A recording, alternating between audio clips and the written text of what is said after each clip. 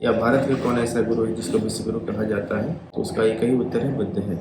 भारत का कौन सा ऐसा धर्म जो विश्व धर्म बना, वो कौन सा है? तो उसका एक ही उदाहरण है, एक ही उत्तर है, बुद्ध का धर्म है। इसलिए बुद्ध को लोक गुरु, विश्व गुरु सब कहा जाता है। भारत से इसलिए बुद्ध धर्म खत्म हुआ क्योंकि यहाँ पे जाति व्यवस्था है, वर्ण व्यवस्था है, ब्राह्मणवाद बहुत जकड़ा हुआ है पूरे सिस्टम को। तो अशिक्षा भी एक बड़ी वजह है और जातिवादी व्यवस्था ने शायद इसीलिए तय किया था कि शूद्र और छूत बनाकर इनको पढ़ने लिखने से ही वंचित किया जाता कि ये धर्म से दूर हो जाए। तो धर्म का विस्तार तभी हो सकता है जब शिक्षित हों लोग। तो बाबा साहब डॉक्टर अम्बेडकर ने काठमांडू में कहा था, ठीक है रोटी कपड़ा और मकान तो चाहिए, लेकिन जो सील और सदाचार का जीवन भी तो चाहिए उसके साथ साथ।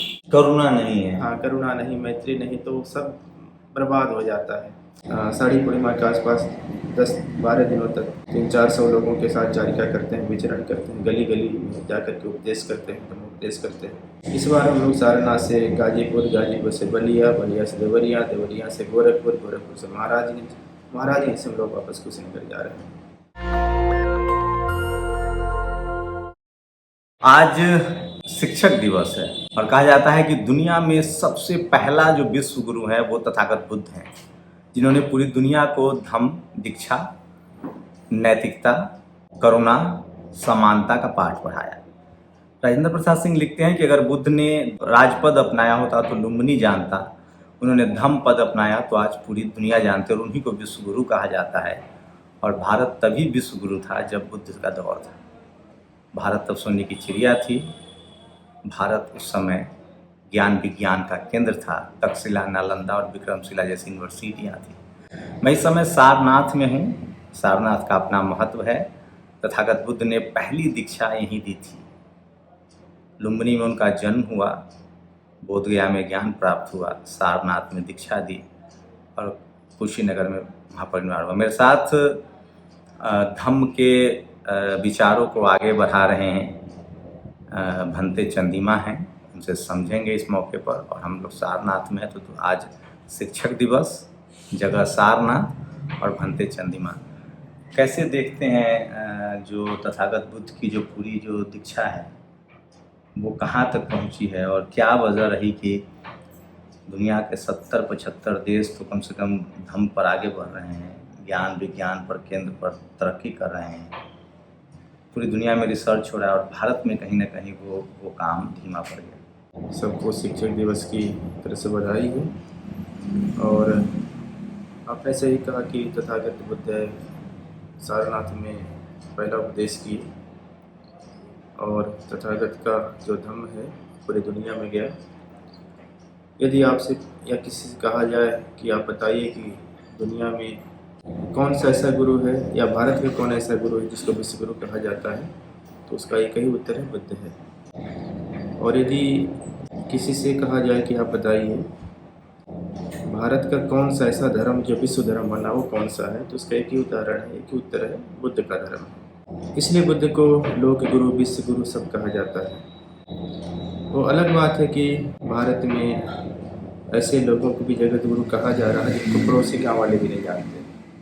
और आज जो शिक्षक दिवस है उस अवसर पर बुद्ध को स्मरण, महाराजा स्मरण को स्मरण, परम पूज्य बाबा साहब डॉक्टर अम्बेडकर के साथ देश में जो भी समतामूलक समाज की स्थापना करने वाले संत गुरु महापुरुष हैं, सबको मैं नमन करता हूँ और सबसे जो है सबको श्रद्धा का सुमन अर्पित करता हूँ। और जहाँ तक आपने कहा कि क्या कारण है पूरी दुनिया में बौद्ध धर्म गया और भारत से ही लुप्त हुआ, इसके बहुत सारे कारण हैं, लेकिन जो प्रमुख कारण है कि जो बुद्ध धर्म पूरी दुनिया में इसलिए चला गया और इसलिए स्थापित है क्योंकि वहाँ जो है वर्ण व्यवस्था लागू नहीं है। और भारत से इसलिए बुद्ध धर्म वापस मतलब ख़त्म हुआ और सर्वाइव करने में दिक्कत हो रही है क्योंकि यहाँ पे जाति व्यवस्था है, वर्ण व्यवस्था है, ब्राह्मणवाद बहुत एक तरह से जकड़ा हुआ है पूरे सिस्टम को। तो ब्राह्मणवाद जो है उसी से संघर्ष हमारा। और डॉक्टर बाबा साहब अम्बेडकर ने कहा प्राचीन भारत की क्रांति में तो इस देश का जो संघर्ष है वो ब्राह्मण संस्कृति बनाम बौद्ध संस्कृति का संघर्ष है। आज भी देश में दो विचारधाराएं काम कर रही हैं। एक विषमतामूलक समाज के लिए कुछ लोग काम कर रहे हैं, वो जातिवाद, वर्ण व्यवस्था को बहुत मजबूत कर रहे हैं, और दूसरा एक समतामूलक समाज की स्थापना में लोग लगे हुए हैं। तो इनका संघर्ष चल रहा, आज भी संघर्ष चल रहा है। भंते जी, कहीं ऐसा नहीं लग रहा है कि धम्म का प्रचार प्रसार खासकर भारत में भी इसलिए कम हो रहा है क्योंकि अशिक्षा ज़्यादा है? और जिन देशों में धम्म फैला, आप साउथ ईस्ट एशिया के देश देख लीजिए, अमेरिका, इंग्लैंड, जापान, सब जगह रिसर्च होता है। जहाँ जैसे हम लोग भी जब तक एजुकेटेड नहीं थे तब तक अंधविश्वास कर्मकांड में फंसे थे। जब हमें एजुकेशन मिला, शिक्षा मिला, तब हमें लगा कि धम्म का मतलब क्या है, बुद्ध कौन थे। जब हमने हेनसांग फायान सिंह को पढ़ा, जब हमने सम्राट अशोक के इतिहास को पढ़ा, तो अशिक्षा भी एक बड़ी वजह है। और जातिवादी व्यवस्था ने शायद इसीलिए तय किया था कि शूद्र और अछूत बनाकर इनको पढ़ने लिखने से ही वंचित किया जाए ताकि ये धम्म से दूर हो जाए। तो धम्म का विस्तार तभी हो सकता है जब शिक्षित हों लोग। नहीं, आप सही कह रहे हैं कि बौद्ध धर्म जो है साइंस बेस्ड रिलीजन है, और जब तक आधुनिक जो विज्ञान को नहीं पढ़ेंगे बुद्ध का विज्ञान नहीं समझ सकते हैं। जब तक आधुनिक मनोविज्ञान नहीं पढ़ेंगे बुद्ध का मनोविज्ञान नहीं समझ सकते हैं। जब तक आधुनिक अर्थशास्त्र नहीं पढ़ेंगे बुद्ध का आर्थिक सिद्धांत नहीं समझ सकते।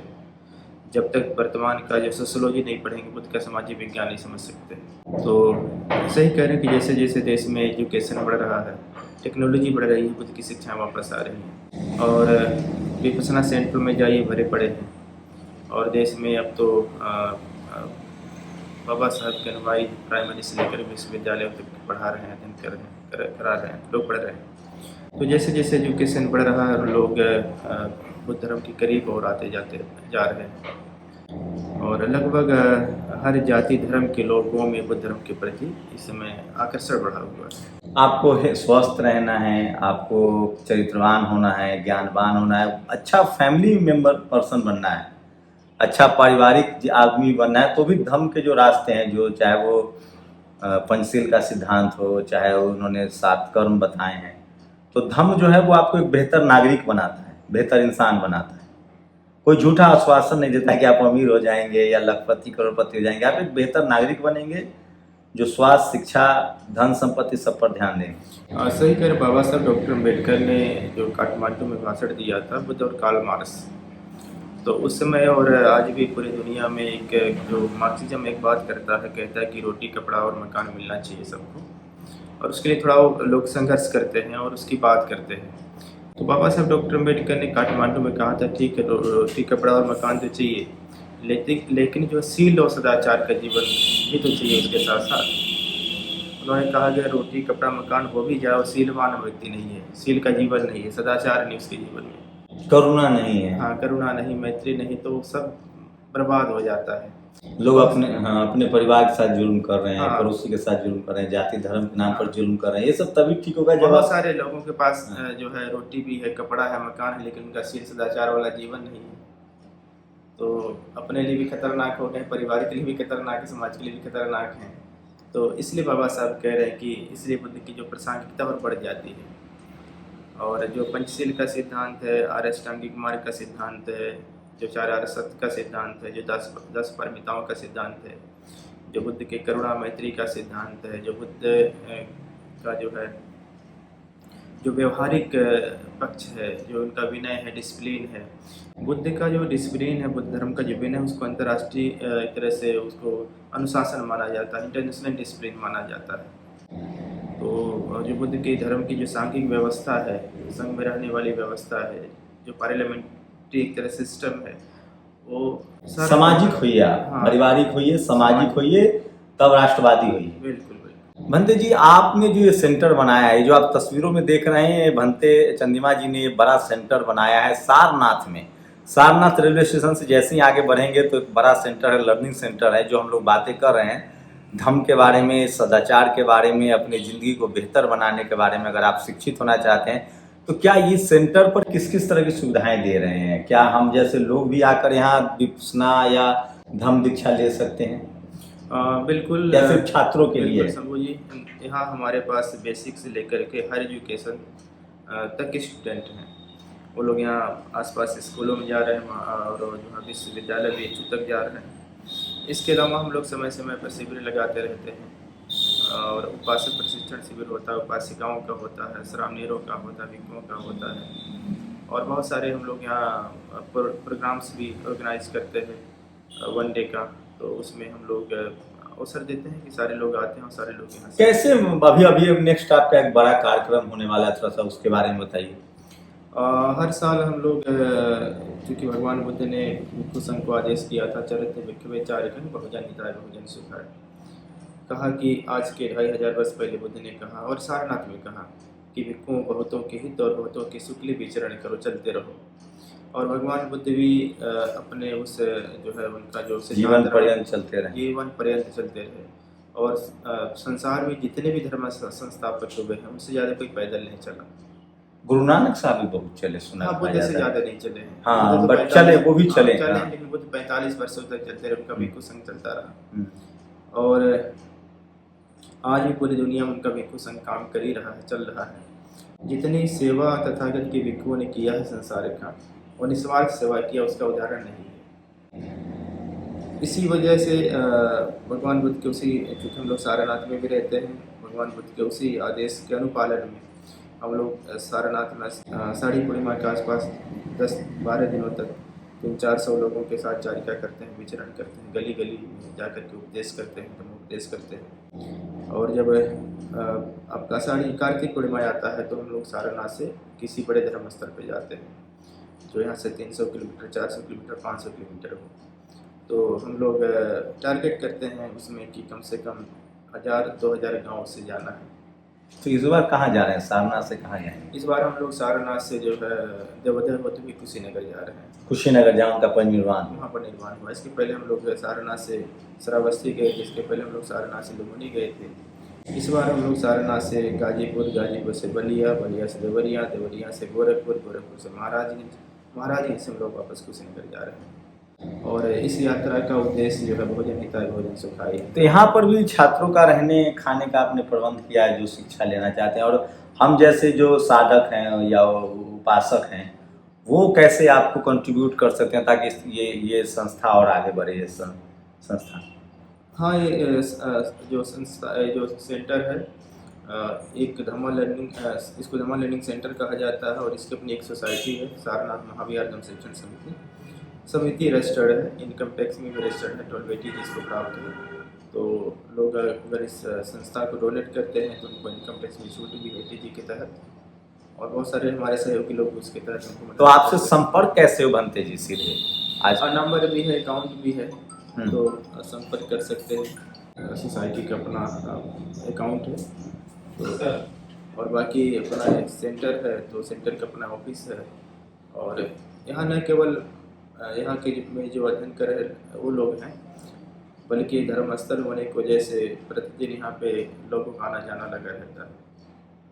विपश्यना केंद्र भी बनाने की सोच है? हाँ, हमारे पास ये सामने मेडिटेशन हॉल है, बड़ा मेडिटेशन हॉल है, एक साथ इसमें 300-400 लोग बैठ के ध्यान कर सकते हैं। जी, तो ये थे भंते चंदीमा। और सारनाथ अगर आप आइए तो धम्म लर्निंग सेंटर, धम्म दीक्षा केंद्र जो है जरूर आइए। तो आप भी भंते चंदीमा डालेंगे फेसबुक पर, ट्विटर पर, तो आपको मिलेंगे। और मैं फिर कह रहा हूँ कि शिक्षक दिवस है तो विश्व गुरु तो बुद्ध ही थे, और भारत की पहचान दुनिया में बुद्ध से है। कुछ वजह रही जिसकी वजह से धम्म भारत में पीछे हो गया, और धम्म जब पीछे हुआ तो धम्म पीछे होने की वजह से मानवता पीछे हुई, करुणा पीछे हुआ, भारत की संपन्नता पीछे हुई। क्योंकि जिन देशों ने धम्म का रास्ता अपनाया, चीन, जापान, कोरिया, थाईलैंड, वियतनाम, वो सब आगे बढ़ गए, और हम लोग धम्म से अलग हुए तो अशिक्षा में घिर कर रह गए। जब विश्व गुरु बुद्ध थे, जब सम्राट अशोक का दौर था, जब मौर्य का दौर था, तो सिकंदर भी यहाँ से हार के गया। यहाँ तक्षशिला, नालंदा, विक्रमशिला जैसी यूनिवर्सिटियाँ थी, आज लोग ऑक्सफोर्ड, कैम्ब्रिज जाते हैं, पहले यहाँ लोग पढ़ने आते थे। तो एक गौरवमयी इतिहास है आपका। और बाबा साहब ने कहा जो समाज अपना इतिहास नहीं जानता है वो इतिहास बनाता भी नहीं है। तो बुद्ध का मतलब कोई धर्म नहीं है, बुद्ध का मतलब है एक शानदार जीवन, शानदार व्यक्तित्व। उनका जोड़ है हेल्थ, समाज और व्यक्तिगत सफलता पर भी। तो बुद्ध को पढ़िए, एक बेहतर सोसाइटी, बेहतर समाज, बेहतर देश के लिए उन्होंने सतत संघर्ष किया है। भंते जी, आपका समय देने के लिए बहुत बहुत समय। जय भीम, नमो बुद्धाय। तो आप लोग भी चाहें तो हमसे संपर्क कर सकते हैं। शंभू कुमार सिंह, नेशनल दस्तक, सारनाथ। नेशनल दस्तक की आपसे गुजारिश है कि अगर इसको बचाना चाहते हैं तो नेशनल दस्तक को सब्सक्राइब करने के लिए रेड कलर के सब्सक्राइब बटन को दबाएं, फिर बेल आइकन की घंटी दबाएं। नेशनल दस्तक को बचाने के लिए बहुत जरूरी है कि हर खबर को शेयर करें, लाइक करें, कमेंट जरूर करें।